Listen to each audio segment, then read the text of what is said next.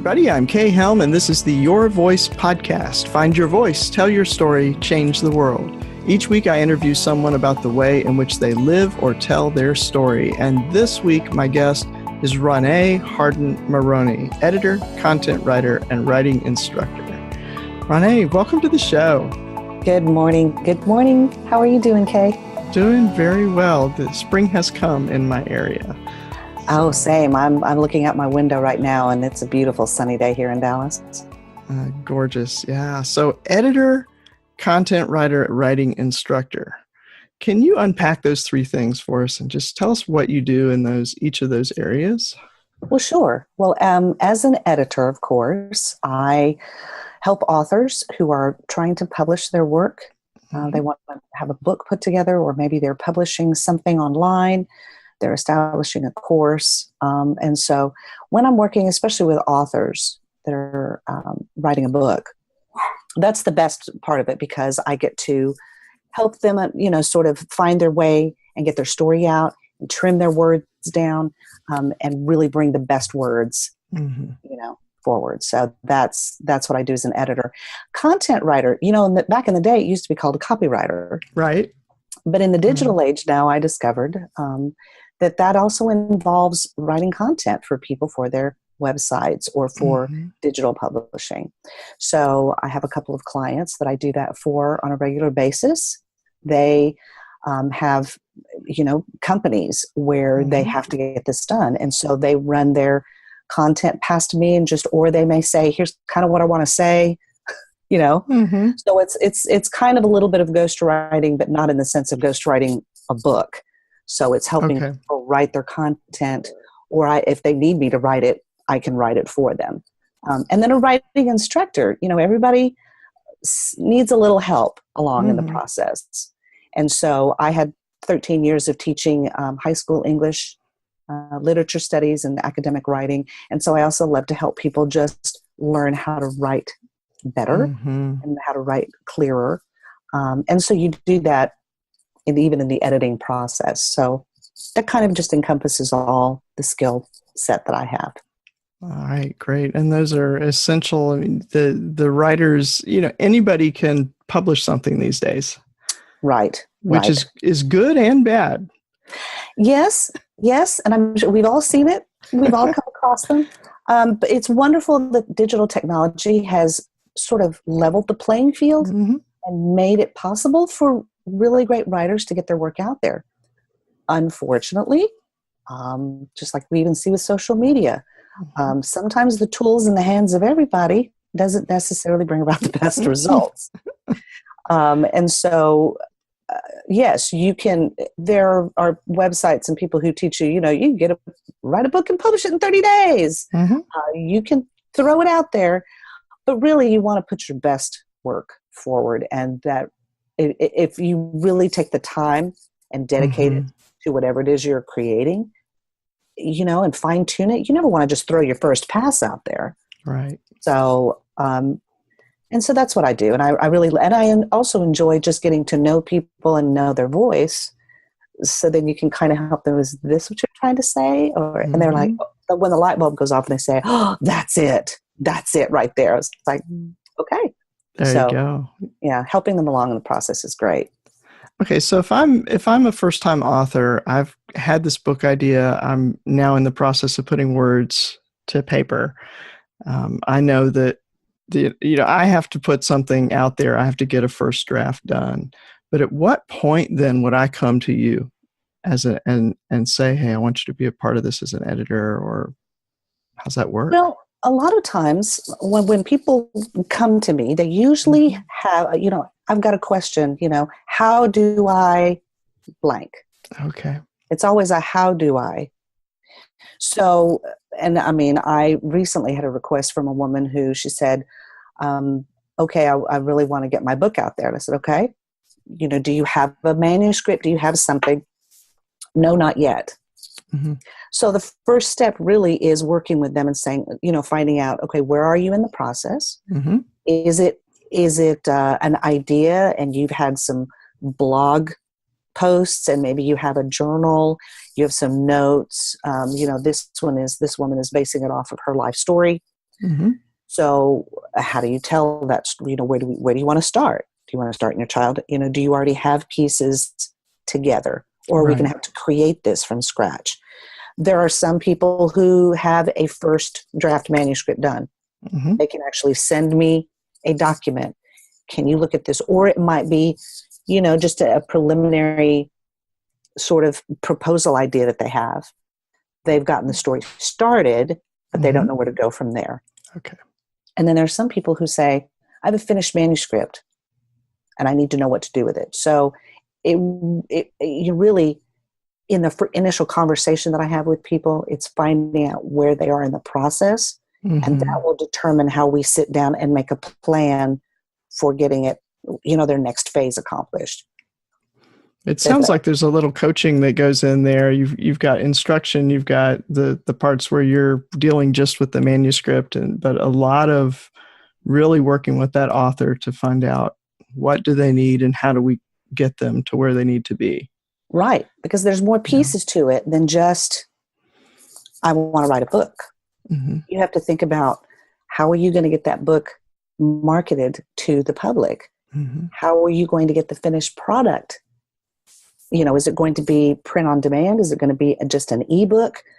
Do you want to have a hardcover book? Do you have a budget for this? Mm-hmm. It's not just I want to write a book. So we have to think of all the pieces. Do they have a website? Do they have a social media presence? All of those components are important if you're going to produce a product, because basically that's what your book is.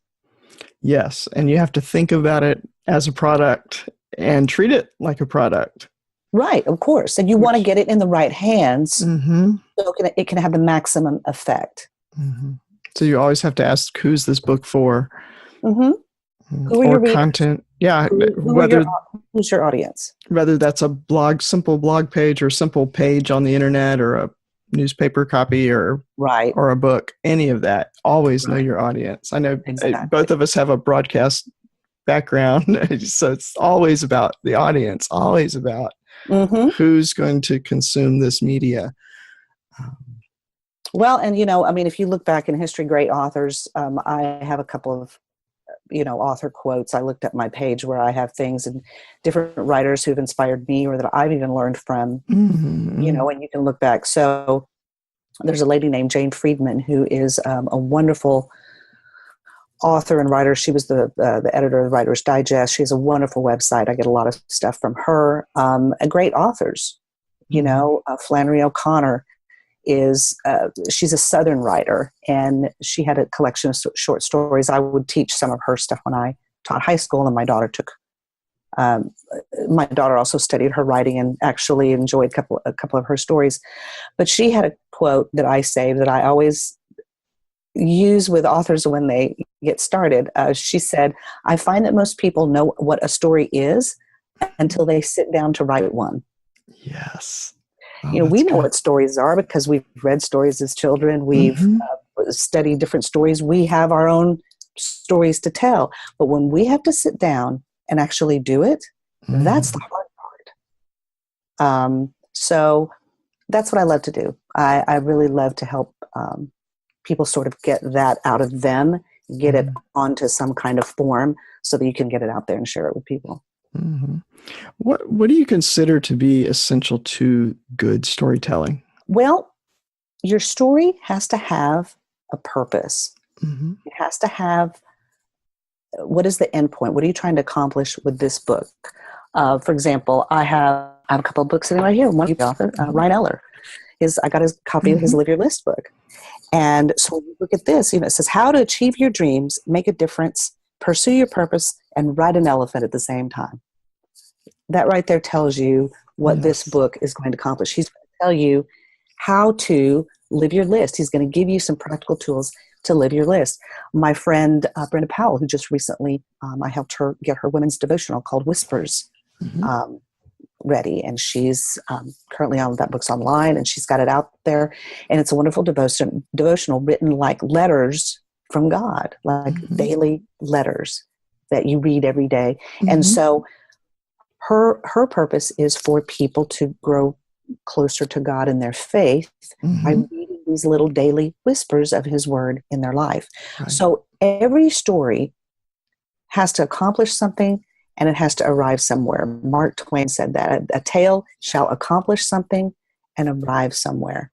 So Yes. your story has a purpose. Is it to inspire people? Is it to instruct and inform people? Mm-hmm. Is it to entertain? See, fiction entertains, but sometimes it also has a lesson in it. Right. A lot of nonfiction, we learn from them. It's either history, or you're reading a biography about somebody, or you're reading about a place you want to go to. Mm-hmm. So it's informing you, and Right. it's explaining. So that's the purpose of our writing. And that's the first thing you need to establish with an author is, where is your story going? What do you want it to accomplish when it gets there? Good. Yeah. And we talked a little bit before we started about this kind of good storytelling question and the good writing question. And you said there's a difference between, the storytelling, good writing. So can you address that? Well, so good storytelling, of course, so you want to have really good elements in your story. If you're writing fiction, you want to have strong characters. You want to have a really good plot. You want to have a great, what's the path you're taking your author, your readers on? What are the highs and the lows? You want to have really good, maybe plot twists, maybe surprises, things that readers were not expecting.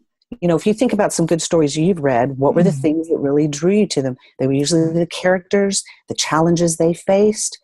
Maybe the author did something interesting that I wasn't expecting that, or wow, I really liked the way they, but if you have characters that are flat, that are really can't, those books are about 30 pages, 40 pages in, you're like, ugh, I can't, you've lost me.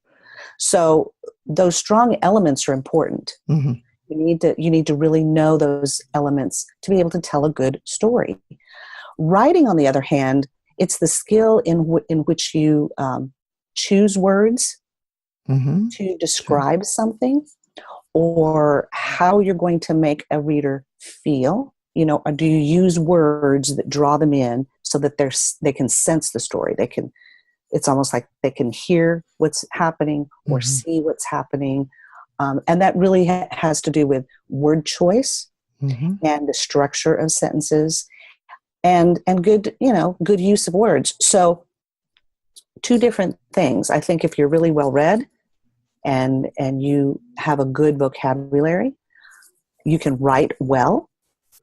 And editors are there to help you as well. If you can't think of the word, we're there to help you come up with other words, maybe to describe what you're trying to say. And so all of these things together create a rich story for readers. Yeah. Sometimes when I'm writing and I'm just trying to I'll write in sprints. I'll literally set a timer and see how many words I can put on the page. Correct. It's the best way to do it. In that time. And that way you're not thinking about format and you're just not getting distracted. Right. And if I can't think of the word, I'll put the whole list of words, whatever pops into my mind. Exactly. Yeah, exactly. And just so there'll be 5 adjectives in front of something. I'm not going to use all 5. That's not a final draft. That's just all the words I could think of. And I know when I see 5 words in there that, kind of grouped together like that I'll come back to that later and we'll decide which of those words. And usually it's none of those words. It's the reason I have 5 is because I couldn't think of the one I wanted at the time, but I didn't let it stop me.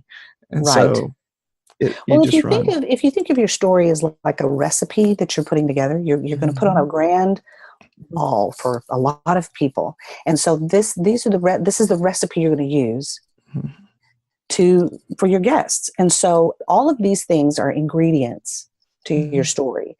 But you're right. When you want to sit down and write, you don't want to think about those things. You just want to get it out in bursts. I used to tell my students when they really had writer's block, I would hold up, my cup of coffee, and I would say, all right, give me 10 words that describe this cup of coffee. And they would say, they knew the kind of creamer I used. They knew my favorite flavors. The cup is white. It has writing from Hawaii. I just said, just list 10 descriptive words. And then I said, now take each word and write a sentence using that word. And they would work on that. And all of a sudden they had 10 sentences. I said, and if each of those 10 sentences have 10 words, you realize you just wrote 100 words? And they were like, whoa. Yeah. And I said, that's how easy it is. The writing process is you just getting it out on paper. It's you getting those thoughts out. Like you said, write in bursts. Don't worry about your structure or format.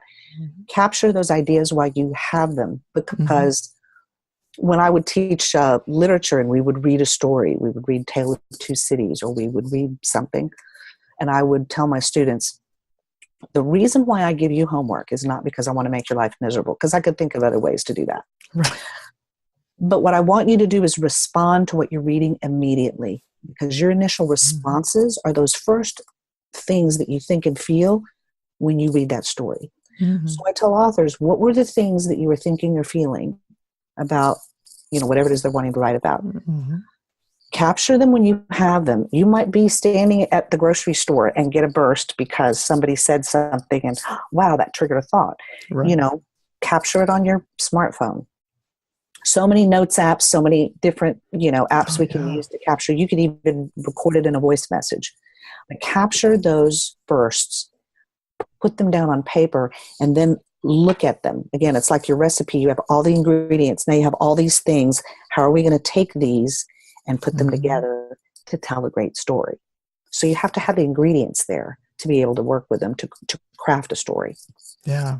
I love the tip about just grab the coffee mug and describe it. Just put the words, because I think so often our message, especially as we go through school, and just it's that, it's hard, it's work, and it is, but it's, I've watched a video earlier today about somebody making a table, and he's crafting this thing you could see the love that's going into it. He's not just making a table. And that's a difference between just kind of doing something and following steps and becoming a craftsman. Right. And it's the same way with your words. You can you write a bunch of stuff down on paper and pages and publish it as a book? Sure. Is it really your best work and a reflection of you?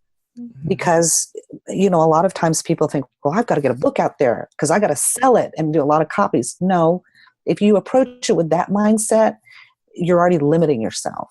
But if you realize that your book is almost like a calling card, it's almost like a business card. It's something you take with you that you can also speak. This book is an extension of you. It is not you in book form. It's something you're sharing. So you want to make that your best work. You want to spend the time and make sure that what you're putting out there is your best work. And it's like, just to go back to your picture of the recipe. If I'm thinking about my audience and I'm cooking something for them, if I make something for my mom and bring it to her, then I want to fix something she likes. I want to fix it the way she likes it. I'm going to have certain things on the plate. Yeah. And so I'll know if I put a sweet potato on there that I need to have cinnamon on it, and I need to, all the little touches. Yeah. Right. All of those, all those things, and just kind of setting the plate properly for your consumer, for your guest at your table. And we've all been there. I mean, it's the difference between, having food wrapped in paper and thrown in a bag. Here you go. Yeah. Number 27, versus sitting down at a restaurant and having a meal served to you and having and boy, at the end, and you push back from the table and you're like, that was awesome. Yeah. That was so good. That's what we want. And so that's what we want to do with our words too, because our words are so powerful. And if delivered properly, they're going to educate someone. They're going to really lift someone up out of their situation, or they're going to inspire them. I've been inspired by great authors. I'm inspired reading Ryan's book about living your list and doing the things you always wanted to do in life that you thought you couldn't do, you know? And so that's what we want as editors. We want to help our clients produce their best work. Sometimes that may take a little longer and might be a little more of an investment than they thought.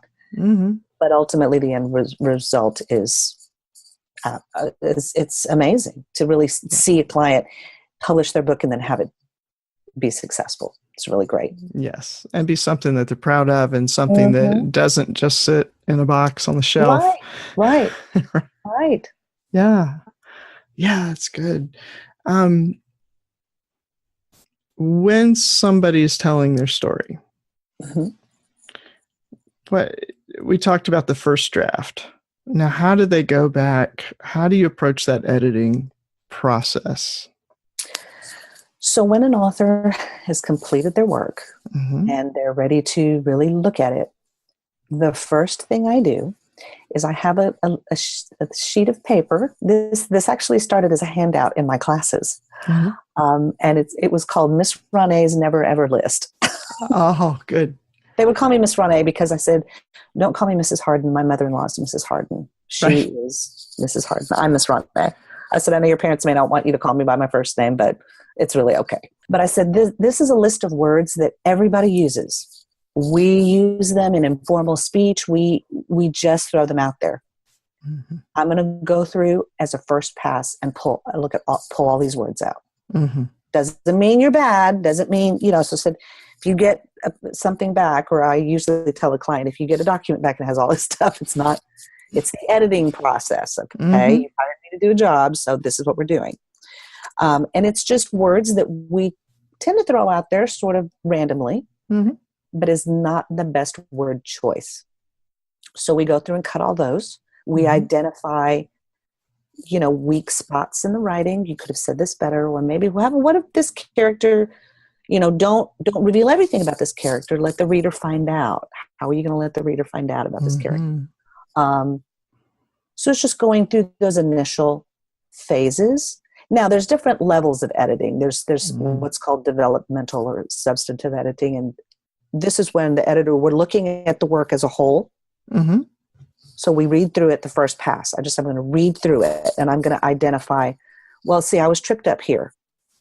Or, hey, you kind of took a turn here, and I don't know why you did that. It kind of left me in left field. So we want to make sure that the story, if it's a fiction story, does it follow a good story arc? Are your character, are things consistent?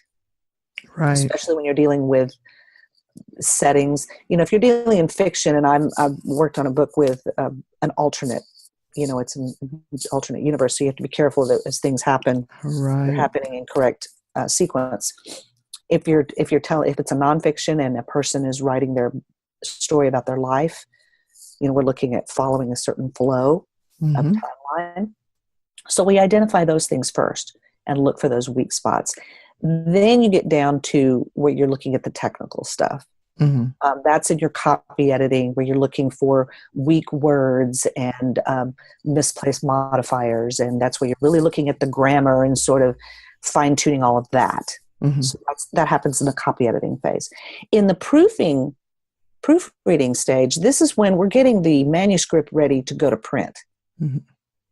By now, we should not be dealing with grammar or sentence stuff. It's mainly print things and punctuation marks and stray, periods, or because we're looking at to get it ready to go to print. Okay. So there's different stages of it. And again, you're going from big picture down to fine details. So that's how I usually walk through the process with an author. And so it takes several times through. Oh, yes. To do things. Oh, yes. Yeah. That's why you never want to throw your first draft out there. You never want to publish your first draft. I mean, I know some people have done it. And there's even a genre of fiction called flash fiction, which is basically, telling a story in 1,500 words, beginning to end. And it can be done. Yeah. Really great exercise in concise writing. So there's several passes. If you really want to have a good product, and if you think about it, I have recipes that I've cooked over the years, but I have developed it and fine-tuned it to where now I can make it without looking at it. But before, I had to look at it several times. Right. I tried it several times, messed up a couple of ingredients, didn't do, I had to go back and do it again. Mm-hmm. So yes, there's usually several passes to a manuscript before it reaches the final stage. And I was just reading a book this week that part of that book, it covered different processes. And they talked about the process that Disney went through making the movie Frozen, and how many times that the entire plot changed, and how many times they got stuck, and then how they overcame that being stuck, and just all different things they did to shake it up and to kind of get out of ruts. And it was amazing. I loved hearing that story because it makes it okay for me to struggle with what I'm writing or to toss a draft. Absolutely. Yeah. Absolutely. Yeah. I mean, sometimes an author will not really discover who their characters are until they go through this process. Yeah. And sometimes they may change things in the story because I've told a couple of authors this, you discover who your characters are as you're writing them. And sometimes the character will tell you what they're going to do next or what they're going to say next.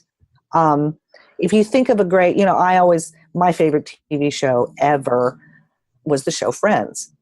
And when you think about a show that lasted that long, and the writers even speak about how when they first cast the actors who were the characters, their chemistry was so great that initially, Phoebe and Joey were not meant to be regular characters on the show, but they ended up being that way and it got to where the show basically wrote itself because the characters were so firmly established. They knew what Chandler would do. They knew what Monica would do.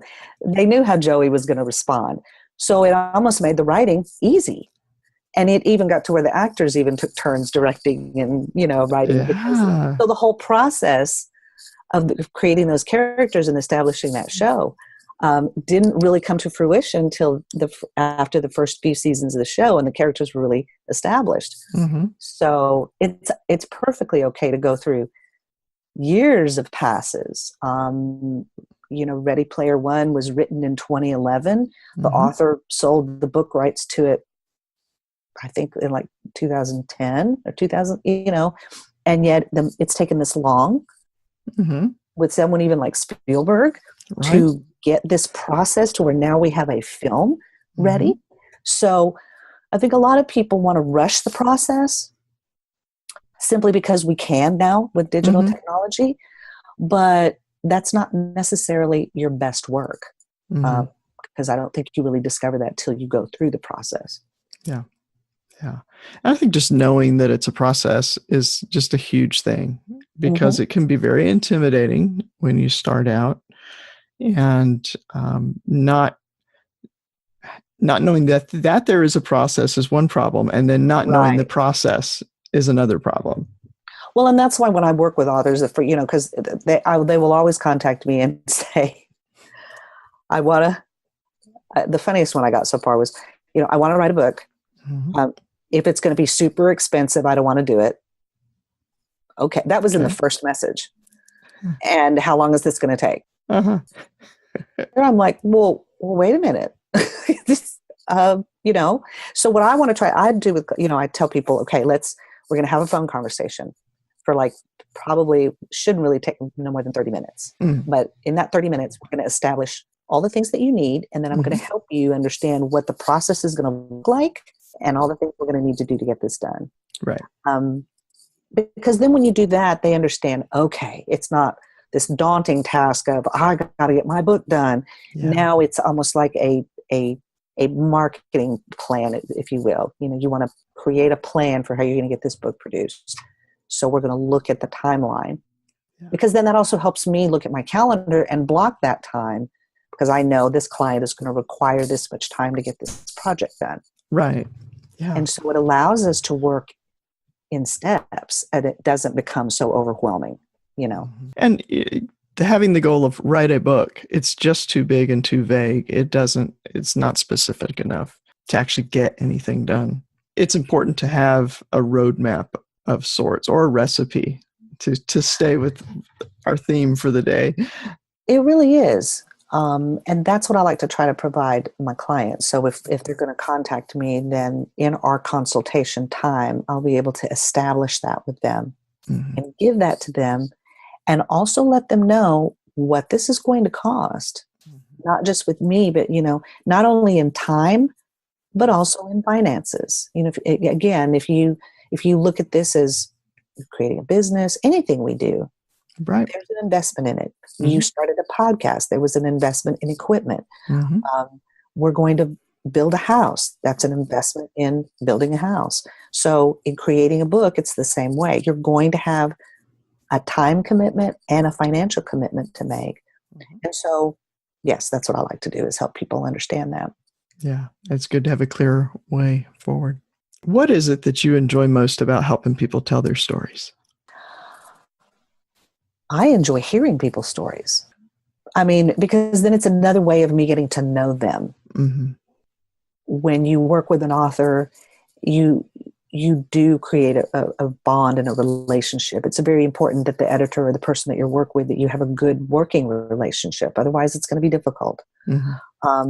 And so I tell a lot of authors, in that initial consultation with them, I can tell whether it's going to be a good fit or if it's not going to be a good fit. If it's not the kind of project that I want to take on or even can take on. There are several editor friends that I have that I can refer them to.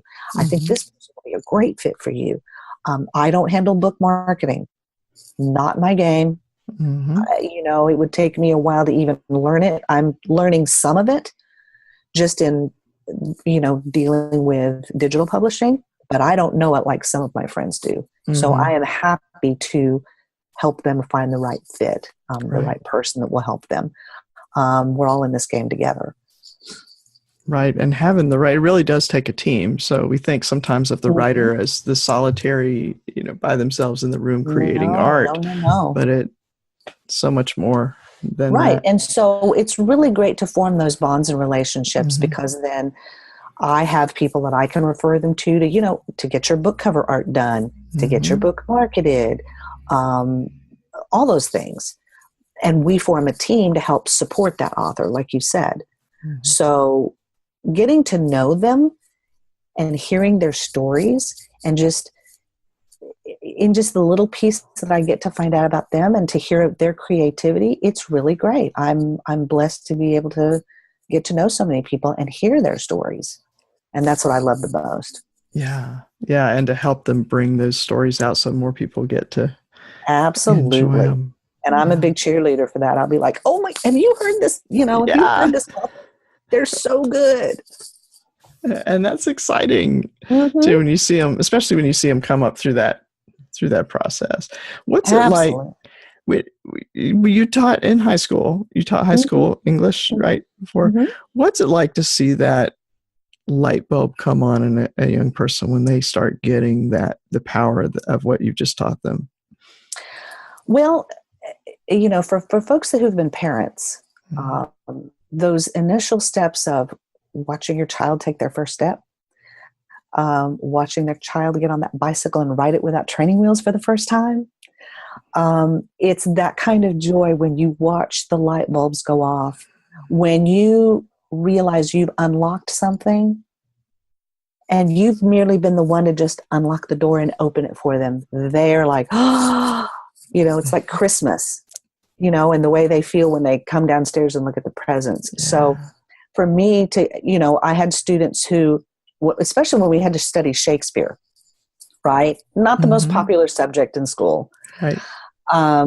But the way that I taught them Shakespeare, and their love of, I started with music lyrics. I said, I want you to bring your favorite song to class. And I could, they were like, really? I said, bring it to class. And I taught them about metered writing, that song lyrics follow a pattern. And so now I'm going to teach you basic patterns of how poems have been written, because, and I started with, do you ever notice that the song Twinkle, Twinkle, Little Star and the alphabet song are the same song? And they said, really? I said, twinkle, twinkle, little star, how I wonder what you are. A, B, C, D, E, F, G, H, I, J, K, L, M, N, O, P. And they said, wait a minute. I said, it's the same song. Yeah. I said, so why is it so easy for it? I said, because the melody, the rhythm, the pattern in which it's sung helps children learn a song or spelling or their letters, because our brain is wired to hear it first before we see it and write it. And so in ancient times, for people who could not read or write, songs or lyrics, stories told in a certain rhythm pattern were easy to memorize and easy to tell. And then you look at Shakespeare, who was able to do it in such a way that he created his own pattern. So I write it on the board, and I said, and it's called iambic pentameter. So it's, you teach them, so you can get to those levels. It's teaching them the joy of learning about anything. If you can help someone unlock their joy of learning about something, then you can help teach it to them. And so that's what I tried to do in teaching poetry or difficult subjects, make it appealing to them so they could enjoy studying it. Yeah, that's great. Now I have this song in my head. And I'm a Little Teacup and the Jeopardy song are the same, I think. Well, and iambic pentameter follows the rhythm of da da da da da da da da da da. Sounds like horse galloping, right? Da da da da da da da da. I said, okay, so now you have to think of words that have that similar pattern. And if you look at Shakespeare's writing, he was able to do that over and over and over and over. And his word choice was so strong, he even used it in his plays.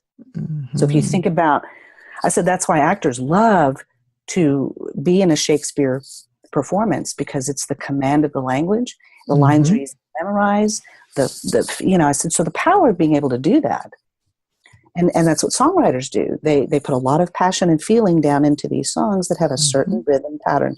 And we can sing them, memorize them, for days. That we have a catalog of songs in our head that we can memorize. And it's because it's written in a pattern that the brain can easily process and store. So that's what the power of words can do.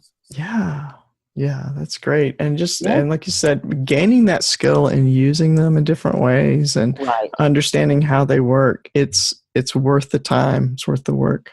Well, and it's all part of how a person learns to communicate, which again gets back to being able to tell their story.